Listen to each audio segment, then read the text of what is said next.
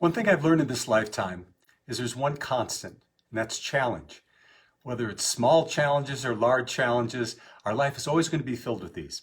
And the other thing I've come to learn is this. We always have a choice.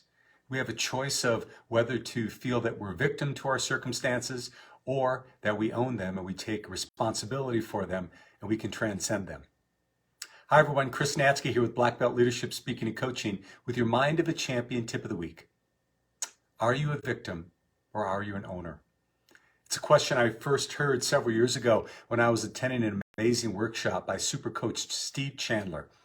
And the essence of this is that challenges are always occurring in our lives, but are we allowing ourselves to be victimized by those challenges? Are we blaming others? Are we feeling sorry for ourselves? Are we caught in this idea of why is this happening to me again? Or are we owning it? Are we taking responsibility for it? And are we making something positive happen out of it? It reminds me of a story that I often tell during my speeches. It's a story of two brothers. Now, and these two brothers are twins, and just so happened that they were chosen to be in a scientific study from the time they were born all the way into adulthood. So these two twins are born and they come home, and the home that they're growing up in is a little bit rough. You know, their father is a very abusive alcoholic. He's drinking all the time. He can't hold down jobs. He's very abusive at home, and eventually he leaves them completely. And so these young boys, now with their major male role model in their life being gone, have to kind of fend for themselves. So anyway, the scientists follow them, and now they're in early adulthood. They're about 30, 32 years old, and the scientists go to interview the young men.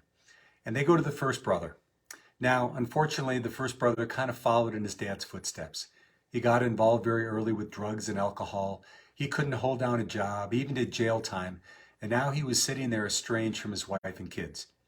And when they asked him, "How did this happen to you?" he said, "Well, with a dad like mine, how could it be any different?"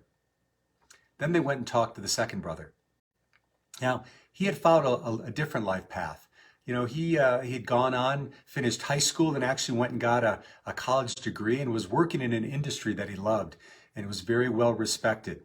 He was someone who was contributing to his community, and he had an amazing relationship with his wife and two kids. And when they asked him, they said, "Well, how do you think you came to be the way you are today?" He said, "Well, with a dad like mine, how could I be any different?" Same circumstance, two different perspectives. One viewed it and became a victim. The other viewed it and lived it and became an owner. So where are you in your life in this concept? Are you allowing things to bring you down because you feel victimized by them? Or are you saying, "I've got some say in this matter"?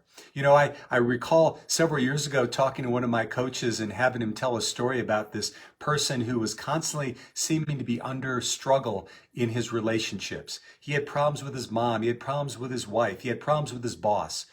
And then finally my mentor said to him, he goes, "You know, I see the common denominator." The guy said, "Really, what?" He goes, "You're there." You're there. You're the one there. So what can we do?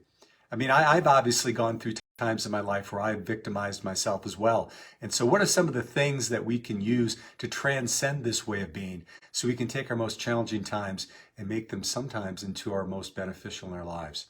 Well, the first one is to ask yourself this question. What's really happening here? What's really happening here?